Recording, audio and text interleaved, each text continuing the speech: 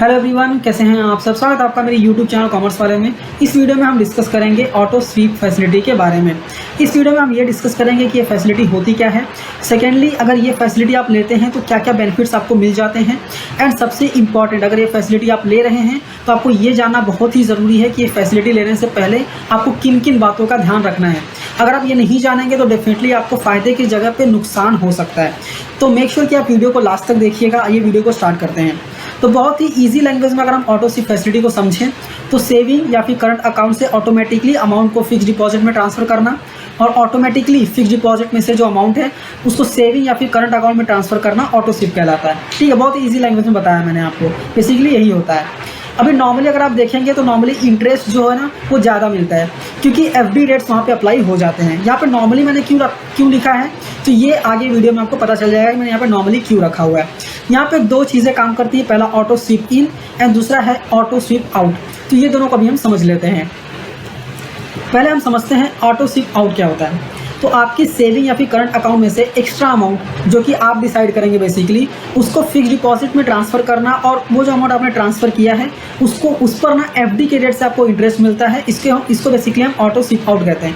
मतलब कि आपके सेविंग बैंक या फिर करंट अकाउंट में से अमाउंट जो ट्रांसफ़र होकर एफडी में चला जाता है उसको हम स्वीप आउट कहते हैं। और अगर उल्टा हो रहा है तो हम उसको स्वीप इन कहते हैं। ठीक है, इस एग्जांपल के साथ अगर हम समझें तो फॉर एग्जांपल अगर आपने लिमिट को डिसाइड किया है कि आपका अकाउंट का बैलेंस अगर 25,000 से ज़्यादा जाएगा तो ही ये ऑटो स्वीप वाला जो काम है वो आपको करना है बेसिकली। मतलब एफडी में ट्रांसफ़र जो है वो करना है। ठीक है, तो आपका क्या होगा अगर आपका बैलेंस 45,000 फॉर एग्जांपल हो गया किसी दिन, मतलब कि 25,000 से ज़्यादा हो गया है, तो जितना एक्स्ट्रा हुआ है वो ऑटोमेटिकली एफडी में ट्रांसफ़र हो जाएगा।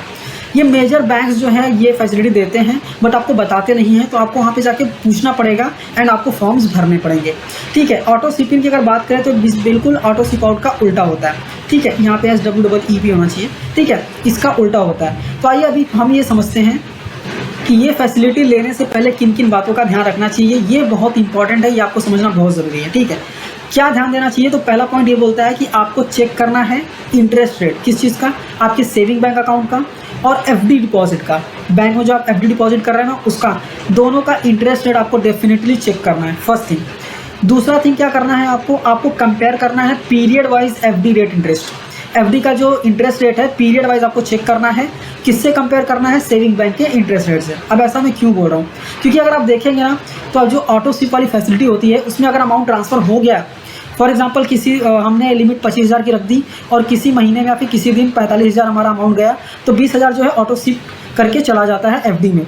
बट किसी दिन ऐसा हो गया कि हमने जो मिनिमम लिमिट रखी हुई है कि हमारा अकाउंट का बैलेंस फॉर एग्जांपल निगेटिव हो जाए या फिर 10,000 से कम हो जाए तो वो अमाउंट वापस हमारे अकाउंट में आ जाना चाहिए। ठीक है, तो मान लेते हैं फॉर एग्जांपल जिस दिन ऑटो स्वीप करके एफडी के अकाउंट में गया उसके 10 दिन बाद ही मेरे अकाउंट में कम बैलेंस हो गया तो वो ऑटो स्वीप करके वापस मेरे अकाउंट में आ गया।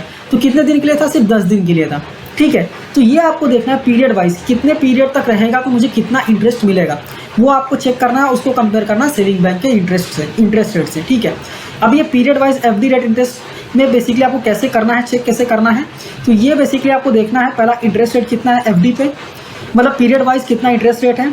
दूसरा आपको ये देखना है कि अगर हम विड्रॉ करते हैं, फॉर एग्जांपल हम ले रहे हैं 1 हफ्ते या फिर हम ये ले रहे हैं कि 1 महीने या फिर 3 महीने, हम सोच रहे हैं 3 महीने तक हम रखेंगे। ठीक है, तो वहाँ पे हम देखेंगे इंटरेस्ट रेट क्या है। फिर हम ये चेक करेंगे कि अगर हम 3 महीने में विड्रॉ करते हैं तो वहाँ पे चार्जेस क्या लगता है।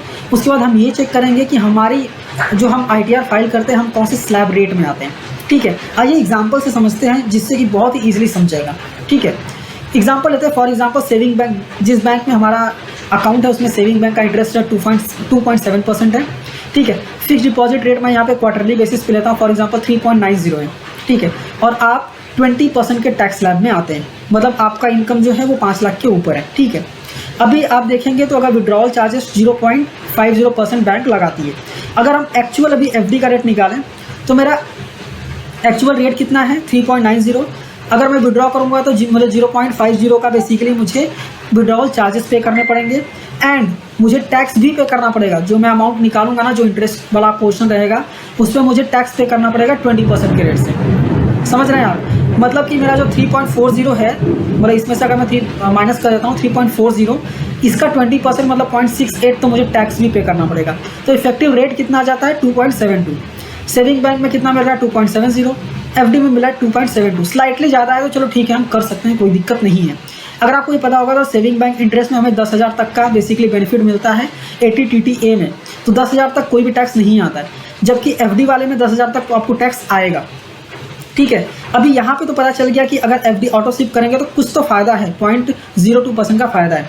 बट दूसरा एग्जांपल अगर हम यहाँ पे लें तो दूसरा एग्जांपल मैं यहाँ पे लेता हूँ। फॉर एग्जांपल यहाँ पे दूसरा एग्जांपल ये है saving bank interest 2.70, fix deposit rate मान लेते हैं 2.90, कुछ बैंक्स देती हैं। ठीक है, टैक्स स्लैब जो है वो 20% है, चार्जेस जो है 0.50 है।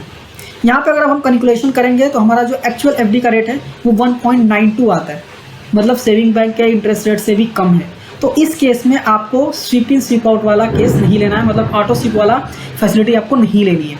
तो आपको पहले समझना है कि आपको कहाँ फ़ायदा हो रहा है। जो रेट्स हैं वो बैंक टू बैंक डिफ़र करते हैं। आपका कौन से बैंक में अकाउंट है आप जाके देखिए, रेट्स पता कीजिए और कैलकुलेशन कीजिए कि अगर आप ऑटो स्वीप फैसिलिटी लेते हैं तो आपको बेनिफिट है या नहीं है। ठीक है, आई होप वीडियो आपको समझ में आई होगी, एग्जाम्पल्स भी समझ में आए होंगे।